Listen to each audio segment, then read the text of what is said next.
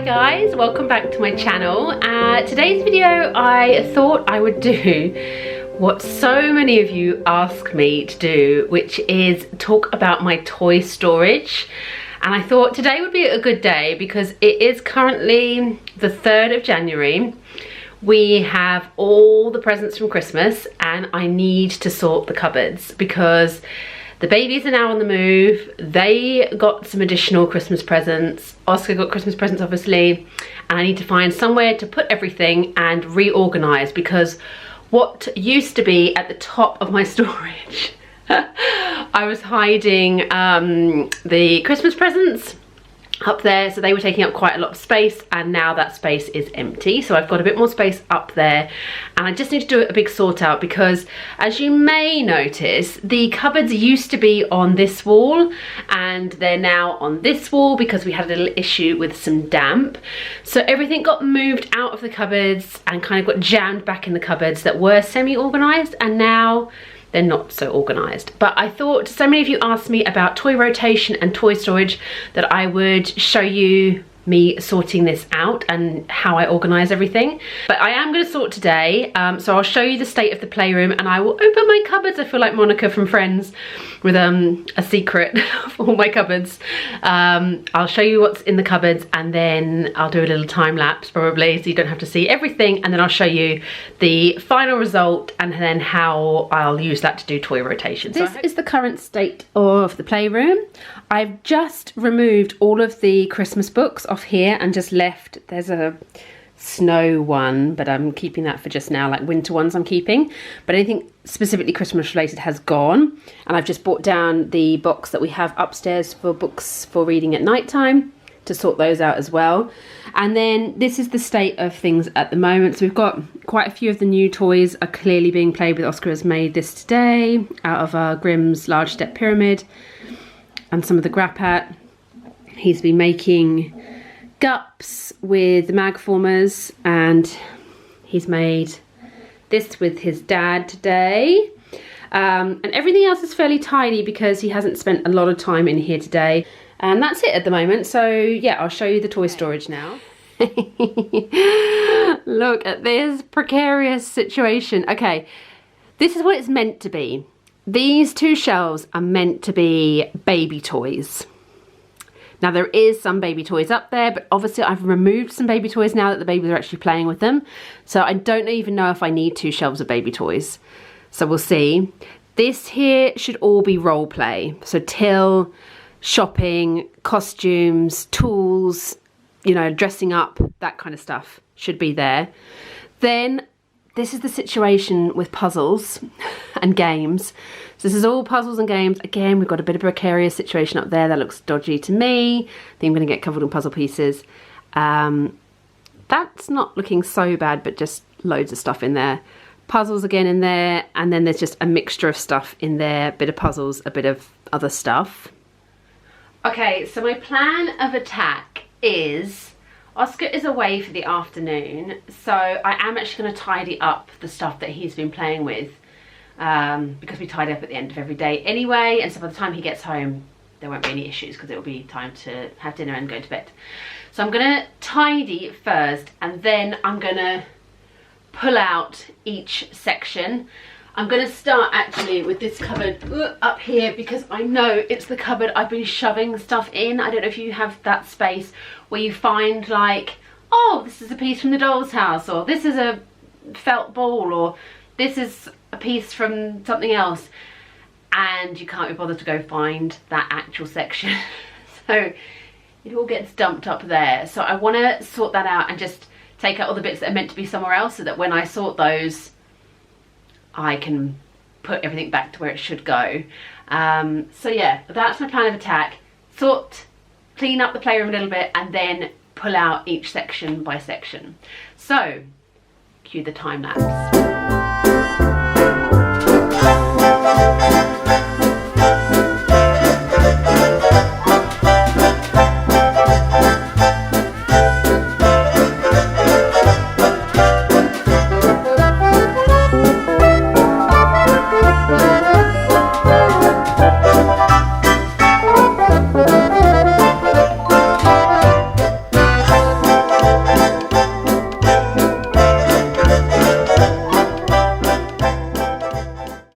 I thought I'd just come and show you the setup that we have in the living room. So here's our living space, and what I've done is I've separated out baby toys and put them in those containers.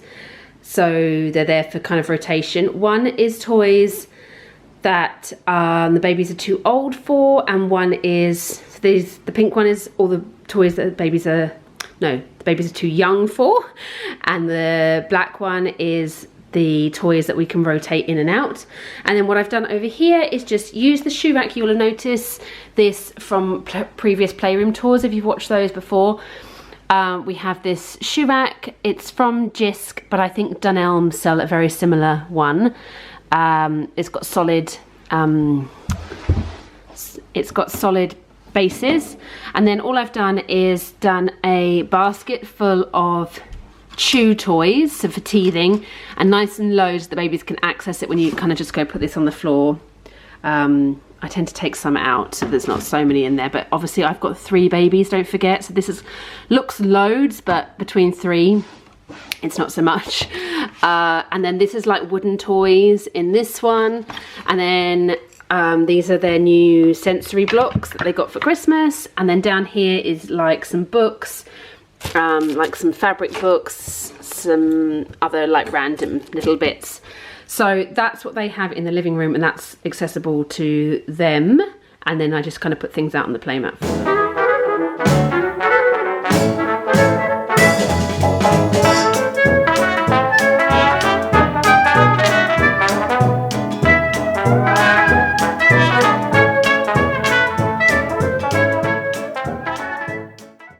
Okay, despite the floor still looking a mess, this area is pretty much done now. So up here is baby toys out of rotation, and I'm going to put the big box above it that I showed you that was in the living room of additional toys that are kind of not quite there yet. So these, and then that box will be baby toys up there.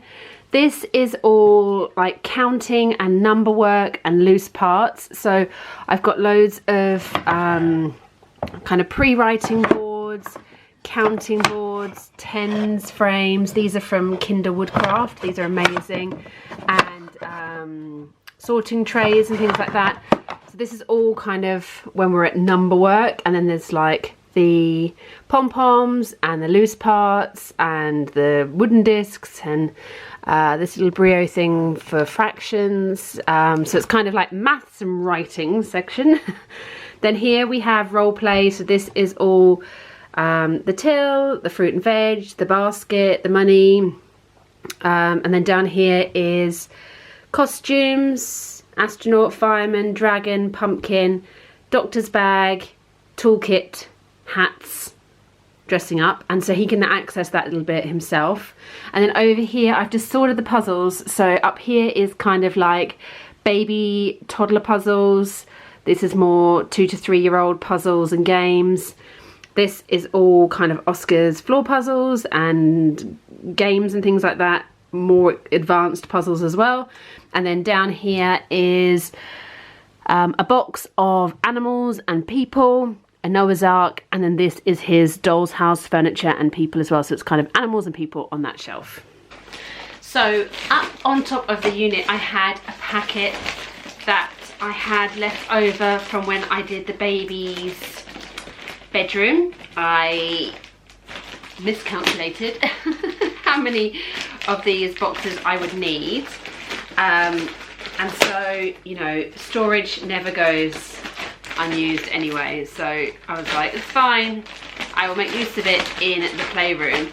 I'm actually going to try and save this bag. Any kind of like zippy bags like this I get, I always save for like puzzle pieces and things like that. So anyway, I have a set of 3 of these boxes that I'm going to use for the top of the unit, and I think I'm probably going to put puzzles in them, because puzzles, like flat puzzles, are okay, but some puzzles are such a nightmare to store. And I know there's those like wire rack things that you can get to store puzzles, but they've got to be like a certain shape and size to fit them. So now I've got like 3 of these. I'm gonna put at the top, and I think it's going to look much neater. Okay, the book storage is semi-complete now. So what I've done up here is all the picture books, and what I'm tending to do, rather than kind of organize them by genre or whatever, what I do is I put the books that I've just put back in there, and then I take from this end. So then I know as they work their way down, they haven't been out for that, you know, for a while. So these ones need to come out and these ones have only just gone back in. So that's how I'm kind of working that rotation, which is why it isn't like in size order or looks particularly neat.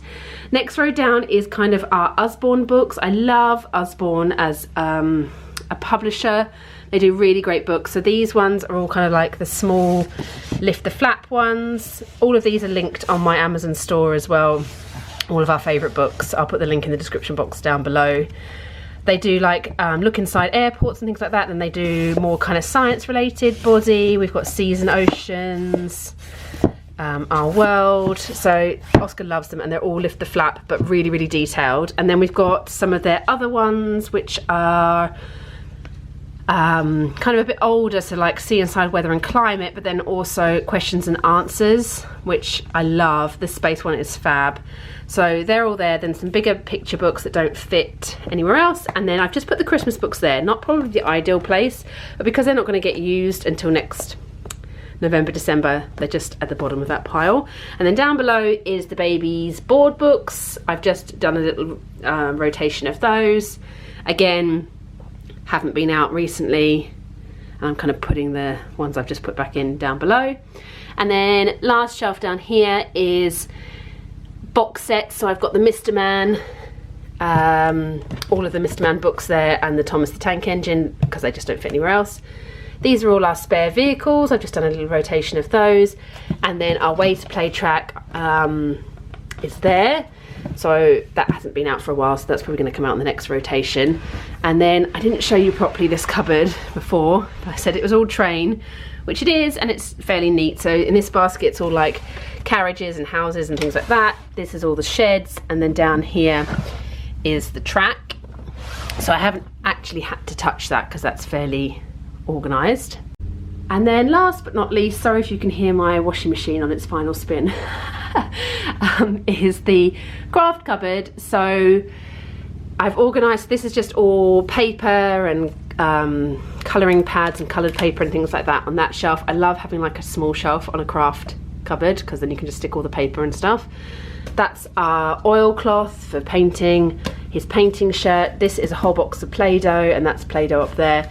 Chalks, and behind there is kind of Christmas decoration craft, like glitters and sequins and stuff, Christmas related.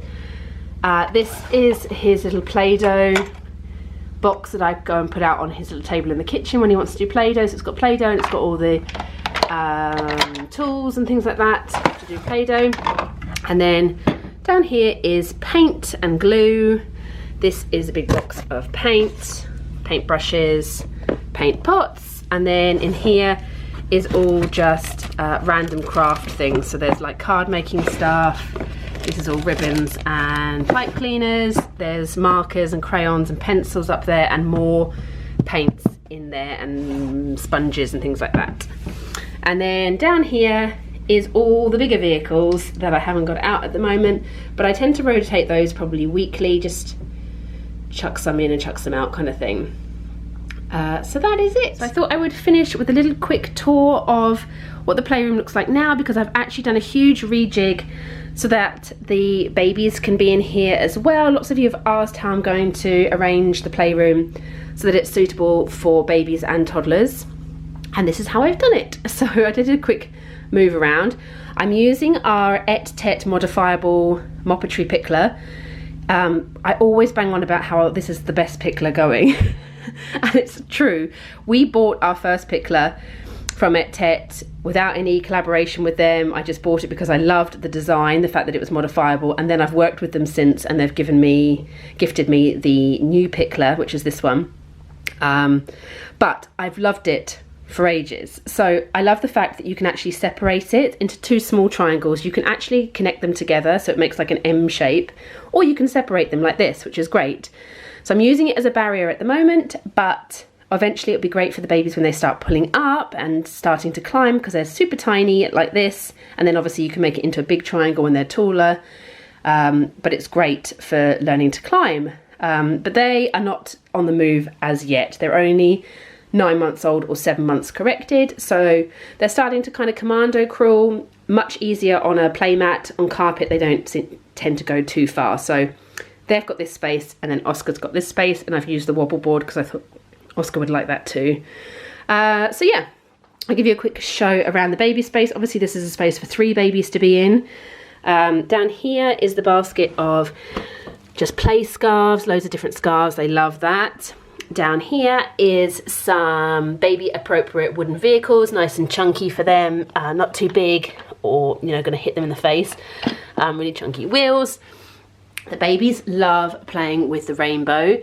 It's really, really light wood, but it's big, and you might notice that babies love playing with big stuff, and then they tend to whack themselves in the face or whatever.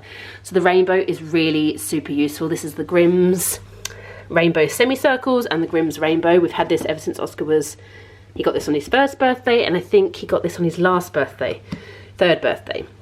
But the babies love it. It all comes apart, and they can build stuff with it and whatever, knock down. But they just love playing with it. So then there's a basket here of soft teddies, and then here is one of their Christmas presents that all 4 boys got as a joint present from a best friend, which is the Grimm's large stepped pyramid. So it starts with these little tiny blocks, so I tend to get these ones and these ones out for the babies, but Oscar loves these. You know, they get bigger and bigger and bigger in size, and you can build huge towers with them, like these tall ones in the middle. Oscar calls it his volcano. So that's on their side, and then I'll just bring in some stuff from the living room if they're playing in here, some chew toys or whatever, but I won't keep them in here because it just gets too crowded. So that's their space. Then they can't get across here just yet. And then over here is Oscar spotted his airport up the top and said he wanted it down, so I got his airport out. Down here we have our Yoto player, which is a fab audio system, screen-free audio system that really super young kids can use. Oscar is loving Enid Blyton, the Magic Faraway Tree. Now, I ordered this one and I just didn't think he would get into it for a while, but he loves it. So I'm tempted to actually get the book and read it to him, because whenever it's on, he just is in, like, he's got that face, kind of, you know, the TV face, but it's not TV. He's just listening to the story. It's amazing. So really recommend that if you've got a Yoto player. Then I've done a bit of a switch around of the books, because I got rid of all the kind of Christmas books. I kept some winter ones, and I've changed up, so these kind of winter ones. And then I've kind of started to introduce a bit about spring and growing, because that's obviously what we've got to look forward to. Again, all of these are linked on my Amazon store. These are really fab. 10 seeds, from seed to plant, a seed is sleepy, up in the garden and down in the dirt. Really lovely books about growing. I've also got some books about emotions, because we're in lockdown at the moment, and that is big. So I've got Crying is Like the Rain, The Magical Yet, Rain Before Rainbows, are all kind of about, you know, things are going to come good, and emotions are all positive.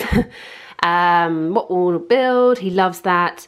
You're a Beautiful Beginning, and I Had a Little Dream are lovely books, so lovely. And then this one is The Things That I Love About Trees. Again, that's all about the seasons, so another fab book. Like I said, they're all linked. I've actually done on my Amazon storefront like categories now, because so many of you ask me, like, oh, have you got any books about Christmas? Have you got any books about spring? So I've actually done that. So I'll put the link in the description box below. Okay, and then we have Oscar's shelf. Some of the things here are appropriate for the babies, but I'm just storing them over here so not to clutter their area. So these animals, Oscar plays with loads, the babies love them too, so I've kept them out. The shelf is actually a spice rack. I'll link it in my store if you are interested, but it's fab because it extends, so it's great for storing animals like this. I've got out Oscar's Sarah Silk rainbow ribbon because he's super into the trajectory schema more recently, throwing stuff and movement, so I've got that out. A couple of games, no, one game, Let's Go Lotto, and I got him out the big aeroplane jigsaw puzzle because of he he wanted the airport, so interest there. These are really for the babies, but Oscar plays with them too, but I just store them over here. The grappat rings and the cups and balls, so I can just move them over when the babies are in this room.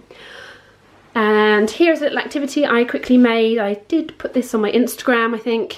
Oscar's super into his name at the moment, so just some recognition of the letters, and I've just put them on popsicle sticks so he can match up the letters of his name. So that's one little activity I've got for him. I've actually got another one for his name as well. I'll show you.